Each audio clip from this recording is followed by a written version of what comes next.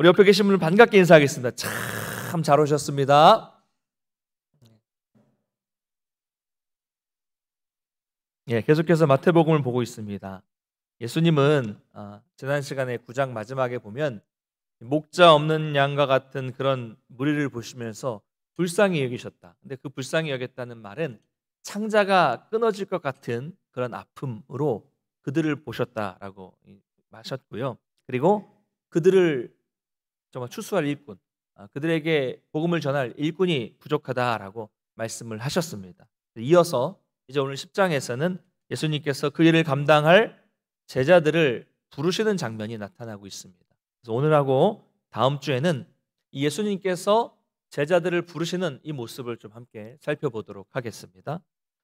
우리가 9장까지의 내용을 보시면은 여러분 어떻게 느끼시는지 모르겠지만 예수님은 이제까지 그냥 혼자 사역을 하셨어요.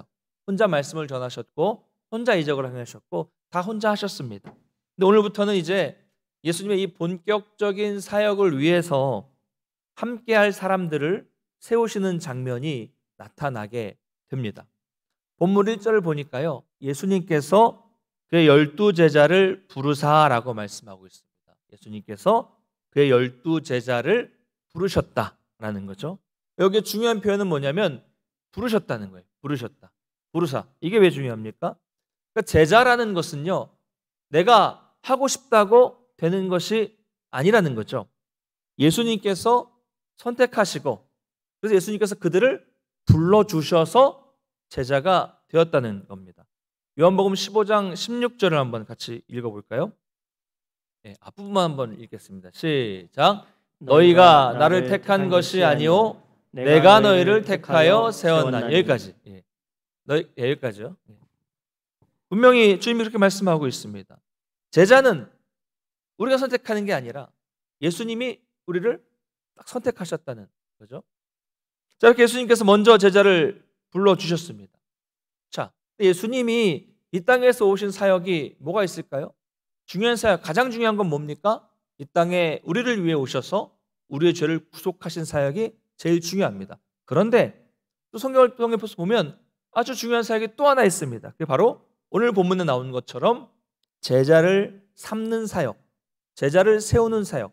이게 또 예수님의 핵심적인 사역이었습니다. 제자들을 선택하셔서 그 제자들을 불러주시고 그들을 가르치시고 그들을 훈련하셨습니다. 매우 중요한 사역입니다. 예수님은 특별히 그 중에서도 12명의 소수를 따로 세우셨어요. 물론 다른 제자들도 있습니다. 여성 제자들도 있고 또 여러 제자들도 있지만 그 중에서도 이 12명의 소수의 제자에게 집중하셨습니다. 예수님의 이 짧은 3년이라는 이 공생의 기간 동안 그들과 동고동락하시면서 함께 그들을 훈련시키셨어요. 그들과 함께 다니셨고 그들과 함께 주무셨고 그들과 함께 식사를 하셨고 그들과 함께 늘 전도하셨습니다. 말씀을 전할 때도 그들과 함께 하셨고 기적을 행하실 때도 그들과 함께 하셨고 눈물을 흘리실 때도 그들이 함께 있었고 기도를 하실 때도 그들이 함께 있었으며 기쁠 때도 언제나 늘 제자들과 3년 내내 함께 하셨습니다. 함께. 자, 여러분 우리가 이것을 통해서 우리는 제자를 훈련시키는 것은 단순한 성경 공부나 이론 공부가 아니라는 것을 알 수 있습니다. 물론 예수님이 모르는 말씀에 대해서 가르칠 때도 있었죠. 가르치실 때도 있었습니다. 그러나 중요한 것은 이 제자를 훈련시키는 것은 언제나 함께 다니면서 함께 하면서 제자들이 직접 예수님을 보고 배울 수 있도록 예수님의 삶을 가르치셨다는 겁니다. 예수님의 삶을 나누셨다는 겁니다. 여러분 이게 제자 훈련의 핵심이에요. 제자 훈련의 핵심은 삶을 나누는 것, 삶을 함께 하는 겁니다. 우리 교회도 제자 훈련을 하는 교회입니다. 제 전임 목사님도 제자 훈련을 하셨었고요. 제자반이라는 이 반을 아직 시작을 하지는 않았지만 그래도 지금 기초 과정을 진행하는 중이고 이제 곧 본격적인 제자 훈련을 시작하게 될 것입니다. 여러분 이게 이름이 제자 훈련이라고 해서 그 과정을 거치면 그냥 제자가 되는 것이 아닙니다. 기초과정을 거치고 1년 동안 제자반을 하고 또 1년이 지나서 제자반 마친 사람들이 사역반을 한다고 해서 이게 자동으로 그냥 그 과정을 거치면 마치 동전 넣고 자판기 나오듯이 제자가 탁 나오는 것이 아니라는 거죠. 중요한 것은 이 안에서 목회자와 또 이 구성원들끼리 서로의 깊은 마음, 깊은 이 삶을 같이 나눠야 하는 것이죠. 그러니까 이게 안 되니까 전국의 수많은 교회들이 훈련을 하고 제자 훈련을 하고 1:1 양육을 하고 뭐 한다고 하는데 이게 안 되니까요 실패하는 경우가 아주 많습니다. 대부분 이게 제자 훈련을 하다가 뭐 어느 교회 뭐 교재를 가지고 어떻게 하든 간에 제자 훈련을 하다가 대부분 이게 성경 공부처럼 되거든요. 문제 읽고 성경에서 답 찾아가지고 쓰고 이건 이렇다라고 얘기를 하면서 그냥 지식적인 것만 전달하는 과정으로 끝나는 경우가 많기 때문에 제자 훈련을 한다 해도 이게 다 나중에는 결국은 성경 공부처럼 진짜 제자 훈련이 안 되는 경우가 많은 거예요. 근데 이게 더 어려운 이유는 시대적인 영향도 있습니다. 단순히 지금 뭐 코로나 때문에 어려운 문제가 아니라 요즘 세대 자체가요 어떤 세대입니까? 자기 자신을 오픈하지 않는 세대입니다. 가정도 오픈하지 않습니다. 심지어 어떤 분들은요 자기가 뭘 하는지도 말씀 안 해주시는 분이 있어요. 그래서 제가 죄송하지만 어떤 일을 하시는지 여쭤봐도 되겠습니까? 그러면 그냥 그런 일 해요. 그래서 끝까지 말씀 안 해주시는 분도 계세요. 요즘에는요 목사가 신방 가는 것을 원하지 않는 분도 많습니다. 굳이 뭐 목사님이 우리 집까지 올 필요가 없죠. 이러는 거예요. 그냥 그 정도까지의 관계, 더 이 가까운 관계로 만들지 않겠다는 것입니다. 그 신방을 하더라도요 그냥 교회 휴게실에서 만납시다 이런 분도 계시고요. 또 외부에서 그냥 밥 먹으면서 얘기하고요. 카페에서 좀 얘기하시죠. 이런 분들도 정말 많습니다. 이게요 점점 이런 상황이 아주 많아지고 있습니다. 자, 이런 것뿐만이 아니라 과거에는요 또 구역 예배라고 하면 어땠어요? 저 어렸을 때만 봐도 막 집집마다 금요일만 되면 막 모였습니다. 근데 저도 어렸을 때 구역 예배 많이 드린 것 같아요. 부모님 따라서. 그러니까 뭐 서로의 집안 형편을 다 알죠. 이번 주는 이 집, 다음 주는 이 집 계속 돌아다니니까 다 알아요. 대소사 당연히 알고 자녀 너무 잘 알고요. 그 다음에 그 자녀가 이성 친구를 남자친구를 여자친구를 만나서 뭐 헤어졌다 깨졌다 뭐 이런 거 너무 잘 알아요. 심지어는 그 집안에 숟가락이 몇 개인지까지 막 시시콜콜한 것까지 다 아는 거예요. 너무 잘 아는 거죠. 서로 구역 식구가 되면. 그러니까 이 관계가요 훨씬 더 끈끈했습니다. 예전에 이 교회 안에서의 관계는 뭔가를 숨길래야 숨길 수 없이 그냥 다 보여요. 그러니 다 같이 울고 다 같이 기뻐하고 웃고 또 뜨겁게 기도할 수 있었던 거죠. 기도할 수 있었습니다. 초대교회도 그랬습니다. 삶을 나누는 관계였어요. 모든 것을 함께 통용하고 나누는 관계가 초대교회의 모습입니다. 우리가 다 모델로 삼는 초대교회가 그랬습니다. 근데 요즘엔 어때요? 요즘만 그런 게 아니에요. 제가 교구 사역을 제일 처음 시작했던 약 15년 전쯤에도 이런 말씀하신 분들이 많았습니다. 목사님, 뭐 구역으로 모이는 거 좋습니다. 매주 모이는 거 좋기는 한데 그냥 우리 교회에서 모일 수 있도록 허락해 주시면 안 됩니까? 교회 장소 좀 배정해 주시면 안 됩니까? 이렇게 말씀하시는 분들이 15년 그 전부터 너무 많았습니다. 그래서 교회마다 또 뭐 구역 예배를 기본적으로 교회마다 구역 예배는 가정에서 모여야 된다. 이 오래된 원칙이 있거든요. 가정마다 모여야 되는 이 오래된 원칙이 있는데 교회마다 자꾸 이런 요청들이 생기니까 이 오래된 이 가정에서만 모여야 된다는 이 오래된 원칙을 깨야 되느냐? 새롭게 이제 변화되는 이 시대에 따라서 좀 깨고 교회에서 모일 수 있도록 허용해야 되느냐? 아니면 그래도 구역 예배는 가정에서 모이는 것을 유지해야 되지 않겠느냐? 이런 논의를 목회자들과 장로님들과 구역장들 모여서 이런 논의를 계속 해왔어요. 전에 있었던 교회도 그런 논의가 있었지만 그래도 아직까지는 가정에서 모이는 게 맞다. 뭐 이렇게 하기도 하고 지금도 계속 그런 진행형으로 되는 교회도 있고요. 어떤 교회는 또 그냥 교회에서 모이도록 허용한 교회도 있고 뭐 그렇습니다. 지금 상황이 그렇습니다. 자, 그럼 왜 가정에서 모이지 않고 교회에서 모이려고 합니까? 뭐 여러 가지가 있어요. 어떤 분은 우리 집이 너무 넓어서 청소하는 게 힘들어요. 뭐 이런 분도 계시기도 하고 뭐 또 어떤 분들은 그냥 누가 우리 집에 오는 게 싫은 거예요. 목회자가 오든 뭐 구역 식구가 오든 그냥 싫은 거예요. 보이고 싶지 않은 거죠. 또 어떤 분은 또 나를 그냥 자세히 아는 거 보여주는 게 싫은 거죠. 그냥 딱 자기만의 선을 그어놔요. 딱 선을 그어놓고 이 선을 넘어오지 못하게 방어를 하는 것입니다. 딱 여기까지만, 내가 보여주고 싶은 데까지만 보여주고 싶은 것이고 더 이상은 열어주고 싶지 않은 거죠. 그리고 요즘에는요, 서로 그렇게 합니다. 서로 그렇게 해요. 그리고 서로 그 이상은 서로 침범하지 않죠. 이것이 오늘날 성도들의 모습입니다. 자, 그러면 과거에 비해 이런 모습 속에서 진정한 성도의 교제가 나올 수 있을까요? 진짜 그 사람의 속 사정을 다 알고 기도해 줄 수 있겠습니까? 그 부부가 지금 위기 중에 있는지, 자녀와의 관계에 어떤 심각한 문제가 있는지, 가정에 어떤 일이 지금 생겼는지 뭘 알아야 기도해 줄 것 아니겠습니까? 점점 이런 것이 안 되니까 교회는 이제 점점 교제가 단절된 공동체가 되고 있는 거예요. 말로는 우리가 정말 한 가족 같습니다라고 말을 하지만 말뿐이지 이제는 완전히 남처럼 교회 안에 있지만 오히려 믿지 않는 이웃들보다 더 멀어지는 그런 관계들로 변하고 있는 것이 지금 교회의 많은 교회의 현실입니다. 그냥 혼자 조용히 와서 예배만 참석하고 조용히 돌아가시는 그런 성도들이 많아지고 있고요. 그래서 어떤 경우에는 전화를 드리면 싫어해요. 교회에서 전화 왔다면 싫어하시고, 또 어떤 분은요 막 화를 내시는 분도 있었습니다. 화를 내세요. 에이, 내가 이럴 줄 알고 등록도 안 하고 5년 동안 다녔는데 등록하자마자 전화를 했네. 막 이러면서 막 화를 내시는 분이 있어서 전사님이 막 당황하신 적도 있었습니다. 그러면 속에는요 정말 많은 문제가 있고 우울하고 정말 이 문제가 해결되지 않아서 죽을 것 같은데도 겉으로는 아무 문제 없는 것처럼 웃으면서 나 괜찮아 이러면서 어떤 가면을 쓰고 신앙생활을 하는 겁니다. 여러분, 교회가 이런 공동체가 돼서는 안 됩니다. 이게 이제 제자 훈련을 할 때도 마찬가지예요.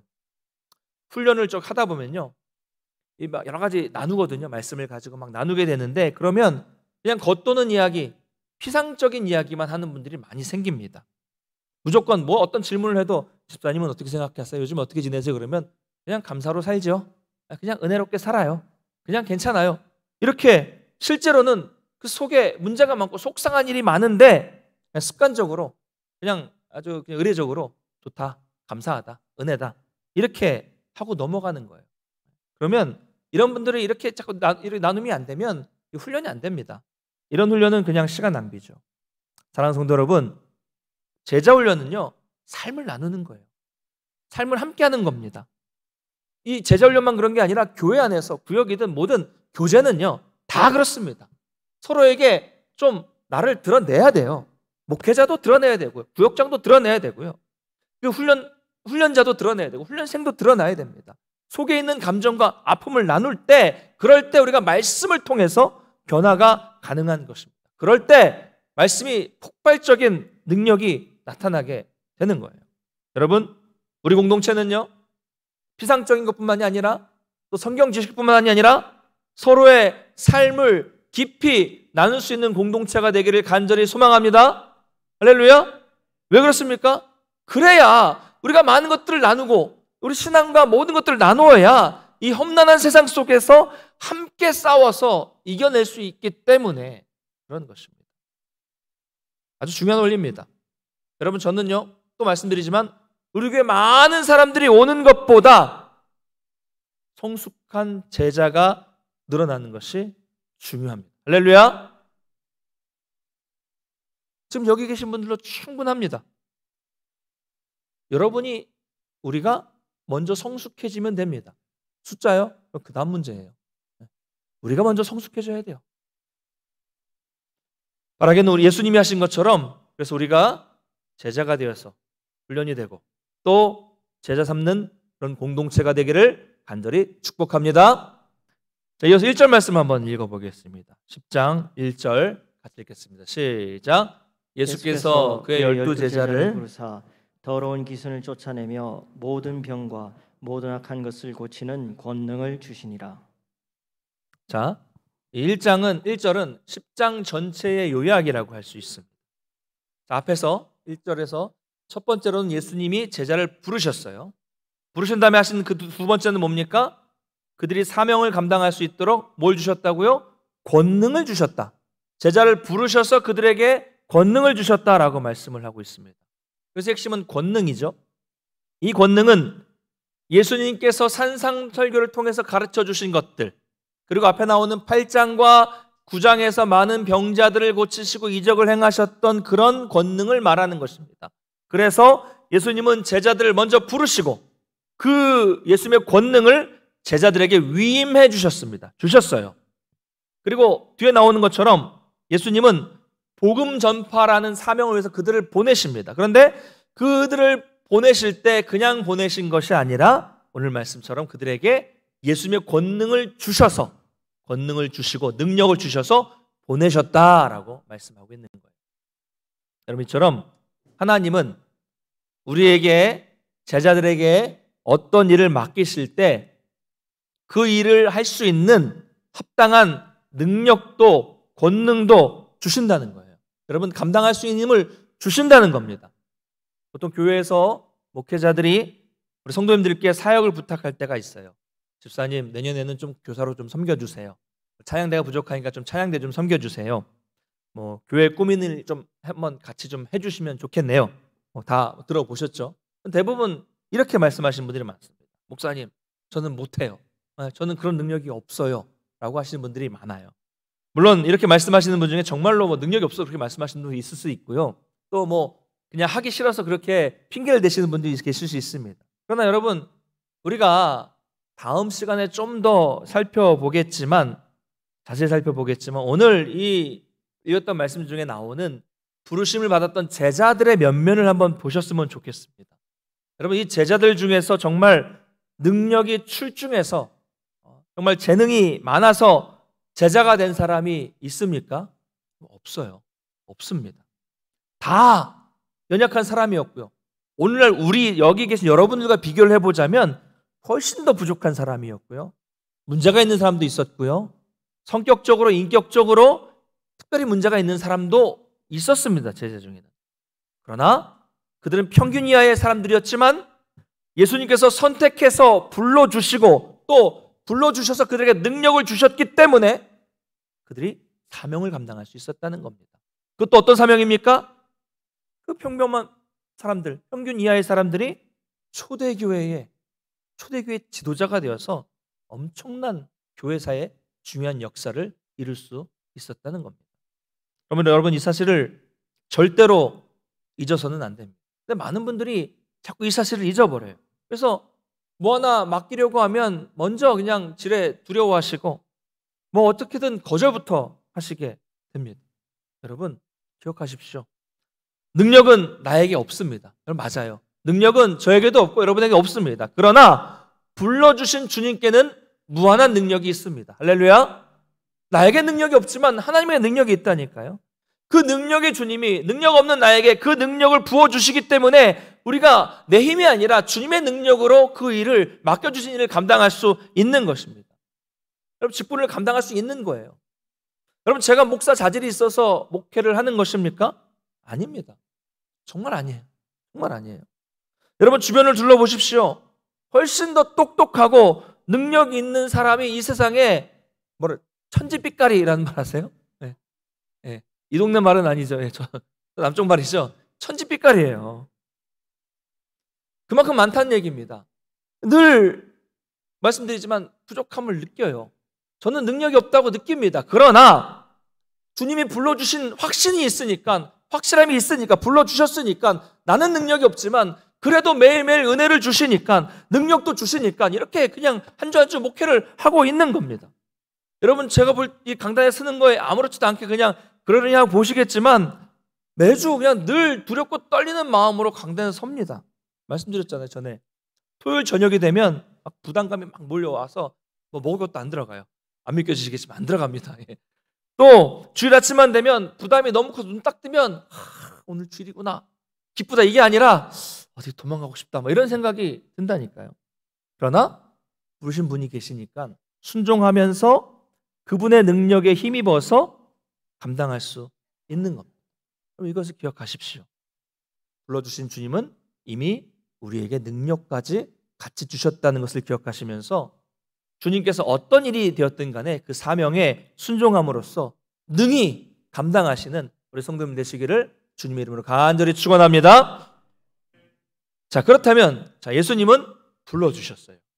불러주시고 또 능력도 주셨어요. 그러면 불러주셔서 능력을 주시는 그 근본적인 이유, 목적은 무엇일까요? 그게 뭡니까? 2절을 보면요, 2절 앞부분을 보면 12사도의 이름은 이러하니 라고 말씀을 하고 있습니다. 12사도라고 말하고 있어요. 그런데 앞에 1절에 보면 뭐라고 되어 있습니까? 먼저 12제자, 예수님께서 그의 12제자를 부르셨다, 12제자라고 표현하고 있는데, 바로 이어지는 2절에서는 바로 또 이 12제자가 12사도라는 말로 바뀌어서 나타납니다. 예, 이 사도라는 말은요, 마태복음에서 유일하게 여기에만 나타나는 딱 한 번 나오는 단어가 사도입니다. 먼저 사도를 설명드릴게요. 자, 헬라어로는요, 아포스톨로스라는 단어인데, 이 사도라는 단어의 뜻은 보냄을 받은 자, 대리자라는 의미를 가지고 있습니다. 보냄을 받은 사람. 자, 그런데 이 단어는 특별히 좀 더 좁은 의미로 사용이 돼요. 보냄을 단순히 보냄을 받은, 이 광범위한 게 아니라 좁은 의미로 사용됩니다. 이 좁은 의미는 어떤 것이냐면, 직접 예수님을 대면한 사람, 직접 예수님을 얼굴을 맞대고 보고 예수님의 죽으심과 예수님의 부활하심을 직접 목격하고 그 목격한 것을 증거할 수 있는 초대교회의 지도자들에게만 이 사도라는 말, 아포스톨로스라는 말을 사용했습니다. 국한적으로 사용되었던 단어죠.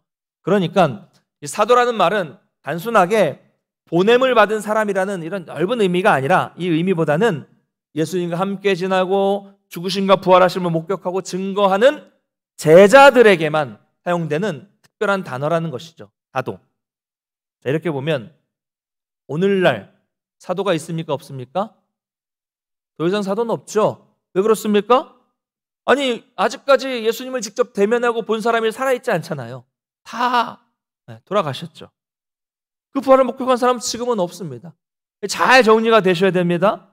그래서 어떤 사람이 여러분에게 내가 아는 사도가 있다, 내가 늘 매주 가는 곳이 있는데 그곳에 가면 엄청난 능력에 행하는 능력의 사도가 있다라고 이런 말을 하시는 분이 계시다면, 여러분 단번에 그곳은 건전한 곳이 아니구나라는 것을 여러분이 아셔야 돼요. 오늘날 사도는 없습니다. 특별히 오늘날에도 여전히 사도와 같은 능력이 있고, 여전히 사도처럼 직접 하나님으로부터 계시를 받고, 또 여전히 사도처럼 기적을 일으킬 수 있다고 하는 신사도 운동이 있는데요, 이것은 우리가 아주 주의해야 하는 이단적인 운동입니다. 이게 요즘에 교회 안팎으로 광범위하게 우리가 모르는 사이에 퍼져 있기 때문에 특별히 주의를 기울이셔야 됩니다. 어디 은사가 나타나고 사도적인 능력이 있는 사람이 막 사람을 넘어뜨리고 이런 능력이 나타난다, 그럼 주의하셔야 돼요. 다시 한번 말씀드리겠습니다. 이 시대에 더 이상 사도는 없습니다. 대신 기억하실 것은 사도들이 했던 사역만큼은 위임받았어요. 교회가. 사역은, 사도는 없지만 사도가 했던 사역은 교회가 위임받았습니다. 그게 뭐예요? 복음을 전하는, 보냄을 받은 자로서 복음을 전하는 이 사명, 이 사역만큼은 우리가 위임받았다는 겁니다. 그러므로 교회는 초대교회처럼 함께 모여서 예배하고 함께 뜨겁게 기도하고 성령의 충만함을 받아야 됩니다. 모였을 때, 여러분 모였을 때마다 하나님의 은혜를 사모하시고 성령의 충만함을 간구하시기를 바랍니다. 할렐루야. 모였을 때 그래야 돼요. 그리고 더 중요한 것은 모였을 때 은혜를 받고 흩어져서는 여러분의 각자의 삶의 자리로 가셔서 죄악으로 넘쳐나는 세상 가운데 살면서 우리의 입술로 또 우리의 삶으로 예수 그리스도를 증거하는 이 보냄을 받은 자로서의 사명을 감당해야 합니다. 할렐루야. 모이고 은혜 받고 흩어져서 복음 전하는 사명 감당해야 됩니다. 이것이 우리가 이 땅에서 감당해야 할 사명입니다. 그래서 교회를 일컬어서 흩어지기 위해 모이는 공동체라고 말하는 겁니다. 흩어지기 위해 모이는 공동체. 흩어지기 위해 모이는 공동체. 이렇게 12제자는 부르심을 받았어요. 근데 곧바로 2절에서 사도로 바뀌었습니다. 그럼 이것을 통해서 뭘 할 수 있습니까? 예수님께 부르심을 받아서 말씀을 받고 예수님의 권능을 받고 예수님과 함께 훈련받은 제자들은 결국 최종적으로 보냄을 받기 위해서 부르심을 받았다는 겁니다. 예수님께서 제자들을 불러주신 목적은, 권능을 주신 목적은 보내시기 위해서 불러주셨다는 거죠.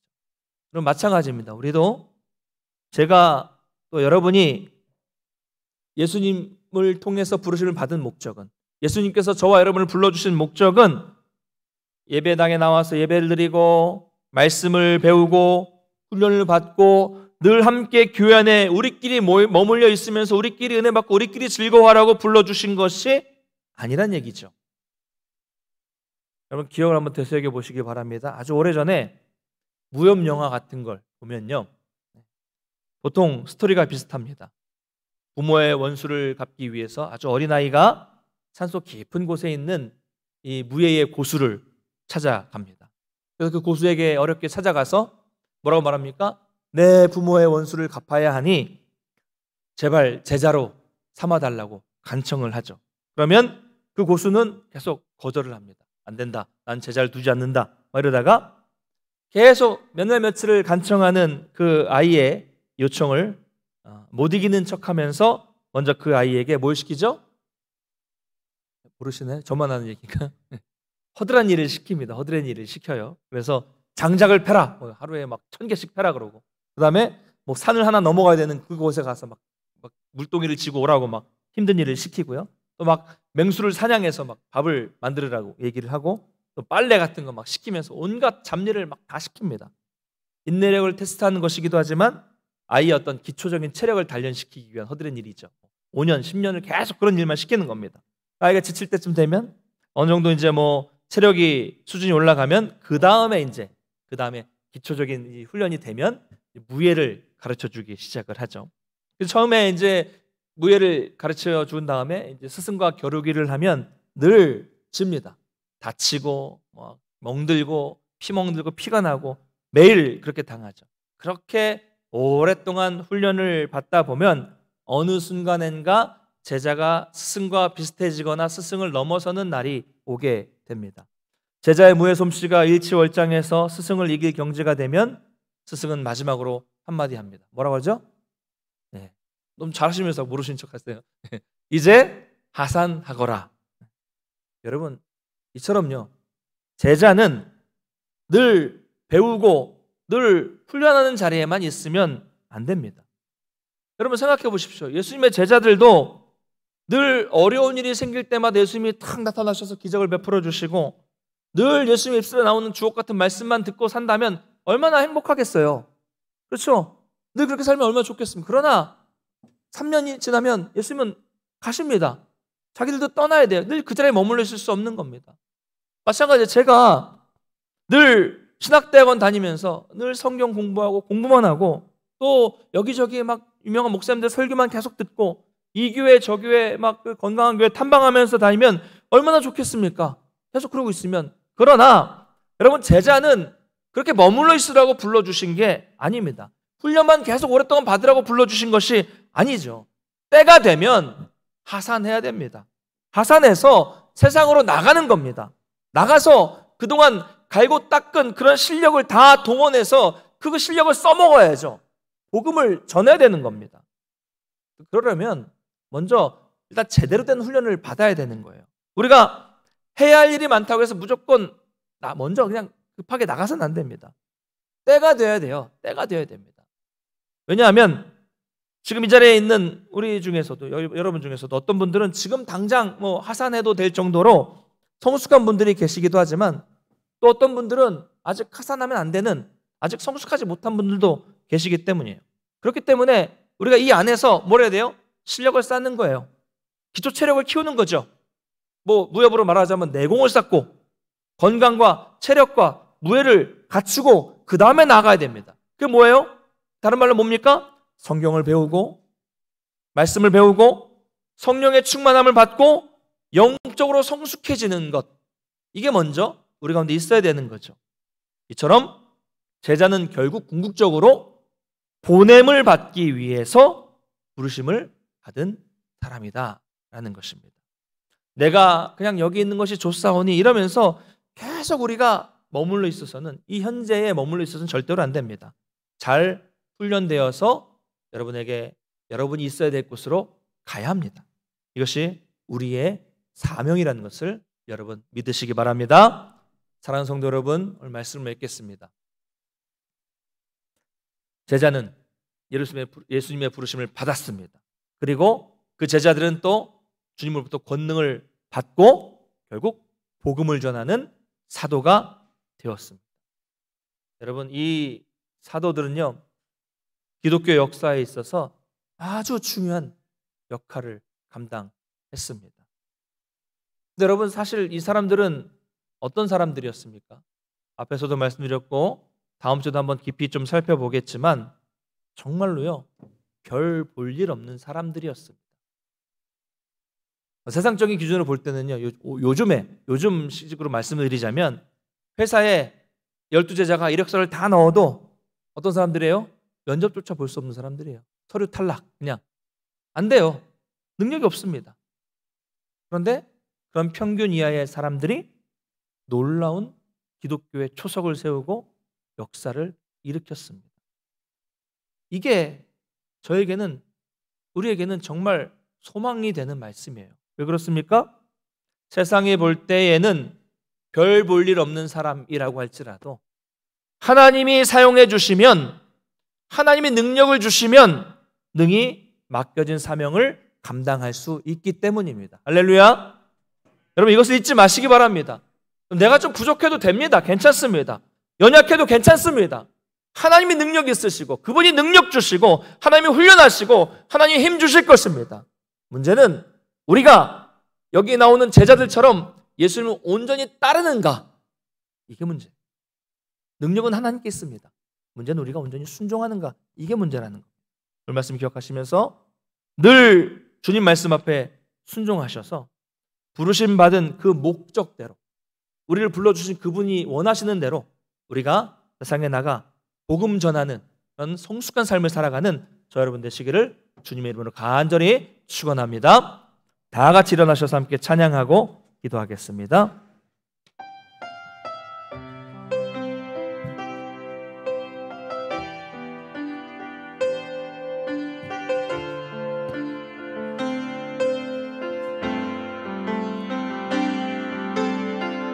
말씀 앞에서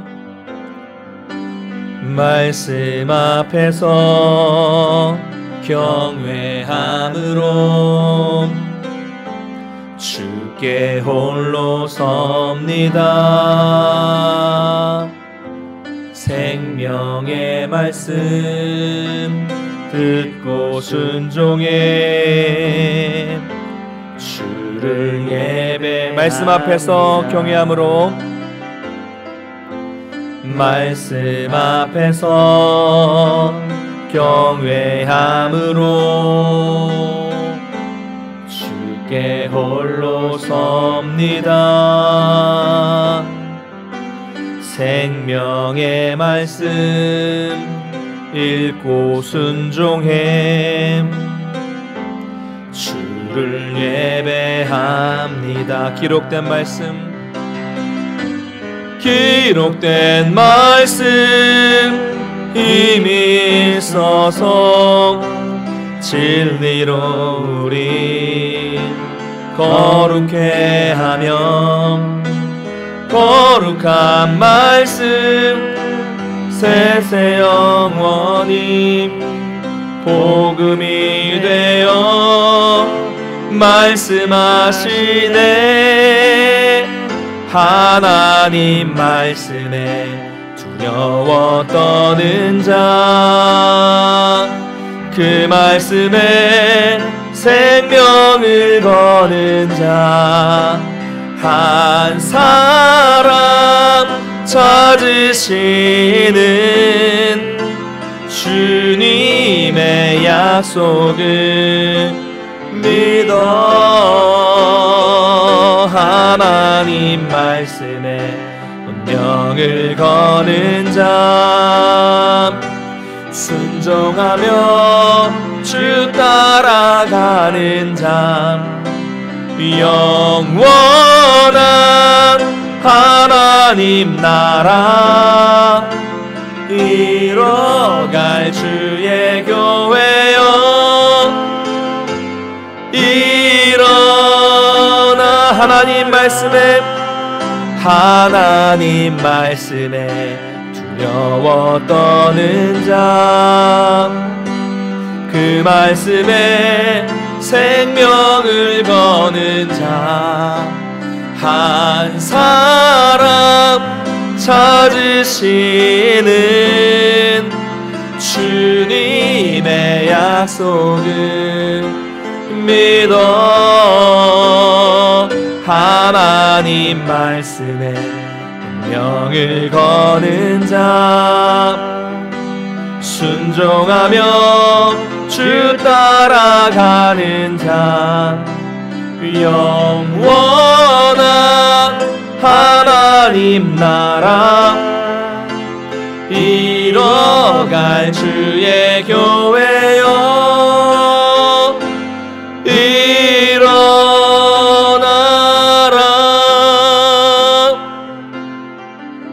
사랑하는 성도 여러분, 오늘 말씀을 기억하면서 함께 기도하기를 원합니다. 주님이 우리를 불러주셨어요. 주님이 우리를 불러주셨다면 이미 여러분 속에는 하나님의 권능이, 주님의 능력이 임해 있습니다. 이것을 기억하면서 불러주신 주님의 뜻에 따라서 내가 이 자리에 안주하지 않고 더 성숙할 수 있도록 도와주셔서 주님의 온전한 성숙한 제자가 될 수 있도록 인도해달라고 이 시간 간절히 기도하기를 원합니다. 그리고 우리뿐만이 아니라 우리 교회가 제자 삼는 공동체가 될 수 있게 해달라고, 우리 교회가 흩어지기 위해서 모이는 공동체가 되게 해달라고 함께 기도하기를 원하겠고요. 불러주신 주님께서 이미 능력도 주셨다는 것을 깨닫고 주님이 말씀하시면 그 말씀대로 순종할 수 있도록, 말씀 앞에서 늘 순종할 수 있는 내가 될 수 있게 해달라고 인도해달라고 기도하겠고요. 우리가 또 우리 현실에 늘 안주하지 않도록 도와주셔서 더 성숙해질 수 있도록 도와주셔서 불러주신 목적대로 보냄을 받은 사람으로서 우리 각자의 삶의 자리에서 우리의 입술로, 우리의 삶으로 우리 주님을 증거하며 살 수 있는 우리가 될 수 있게 달라고 이제 함께 간절히 기도하기 원합니다. 말씀 기억하시면서 다 같이 우리 한 목소리로 기도하며 나가겠습니다. 기도합니다. 참 좋으신 하나님 아버지를 정말로 감사를 드립니다. 주님의 사랑을 정말로 감사를 드립니다. 우리를 불러주셔서 능력도 주시고 우리를 세상으로 보내주심을 깨닫습니다. 하나님, 내가 불러주신 우리 주님의 뜻에 따라서 더 성숙한 성도가 되기를 원합니다. 성숙한 제자가 되기를 원합니다. 하나님, 어제보다 더 나은 오늘이 되게 해주시고 내일보다 더 나은, 더 성숙해지는 오늘보다 더 나은 내일이 될 수 있는 우리 제자가 될 수 있도록 붙잡아 주셔서 항상 하나님의 은혜 가운데 살 수 있도록 도와주시되, 우리 주님이 불러주셨다면 이미 능력도 주셨다는 것을 믿고 깨닫고 믿음으로 순종하고 믿음으로 나에게 맡겨진 일들을 감당할 수 있도록 도와주시며 의심하지 않도록 도와주시고, 내가 능력이 부족하고 내가 연소하고 내가 혹은 연로하고 내가 육신에 부족하고 연약함이 있다고 할지라도 하나님의 능력으로, 하나님이 주시는 선한 능력으로 이길 수 있다는 믿음을 가지고, 정말 믿음을 가지고 승리할 수 있도록 붙잡아 주시옵소서. 원하기는 내가 먼저 제자가 되게 해주시고 이 성숙한 제자가 세상에서 나의 삶의 자리에서 나의 입술로, 나의 삶으로 주의 복음을 전할 수 있도록 은혜를 내려주시고, 우리 교회가 제자 삼는 공동체가 되길 원합니다.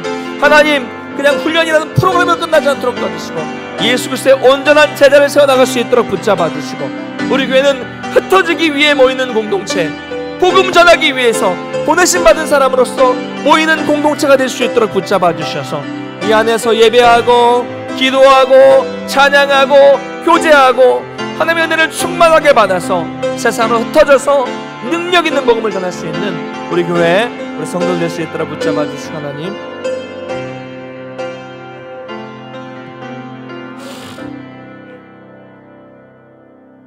참 좋으신 하나님 아버지의 은혜와 사랑에 정말로 감사를 드립니다.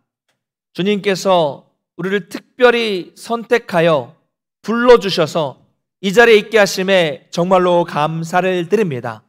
주님이 우리를 불러주셨다면 이미 우리 가운데 권능도 주셨음을 믿습니다. 이 믿음을 가지고 두려워하지 않고 떨지 않고 주 말씀에 온전히 순종할 수 있는 믿음을 우리 가운데 허락하여 주시옵소서.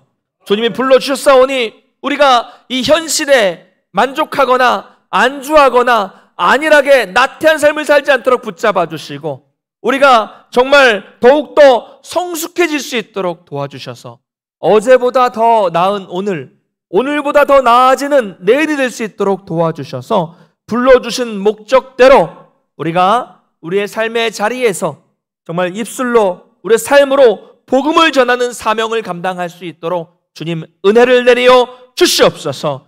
워낙에는 우리 동문교회가 제자 삼는 공동체가 되게 해주시고 우리 교회가 아무런 목적 없이 살아가는 것이 아니라 흩어지기 위해 모이는 공동체가 될 수 있도록 주님께서 은혜를 베풀어 주시옵소서. 그래서 우리 교회뿐만 아니라 우리 속한 모든 성도들이 주의 은혜로 말미암아 성숙한 제자로 든든히 살아갈 수 있도록 주님 은혜와 사랑 베풀어 주시옵소서. 이제 돌아갑니다.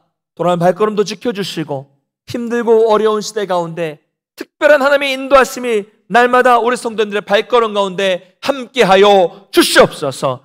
특별히 육신의 연약함 가운데 있는 분들을 불쌍히 여겨주시고 주님의 권능의 손길로 함께하여 주셔서 안수하여 주시고 깨끗하게 나올 수 있도록 주님 인도하여 주시옵소서. 마음의 상처와 아픔과 경제적인 문제들과 가정의 문제들을 안고 있는 모든 성도들을 불쌍히 여겨주시고 창자가 끊어지는 것 같은 그런 마음으로 불쌍히 여겨주셔서 모든 문제가 회복될 수 있는 역사를 허락하여 주시옵소서. 우리가 다시 만날 때 기쁨 가운데 두 손들어 하나님을 찬양하며 영광돌이 만날 수 있는 복된 삶이 될 수 있도록 도와주시옵소서. 감사드립니다. 주님께서 함께 하실 줄 믿사오며 사랑이 많으신 예수님의 이름으로 간절히 축복하며 기도드리옵나이다. 아멘. 이제는 우리 주 예수 그리스도의 은혜와 하나님 아버지의 크신 사랑하심과 성령님의 교통케 하시는 역사가 주님이 불러주신 대로 주님 주신 권능 가지고 이 땅에서 성숙한 제자가 되어 보냄 받은 자로서의 사명을 감당하며 살기를 결단하는 모든 성도들 머리 위에 가정과 생업과 자녀 위에 주의 몸된 교회 위에 이제로부터 영원토록 함께 있을지어다.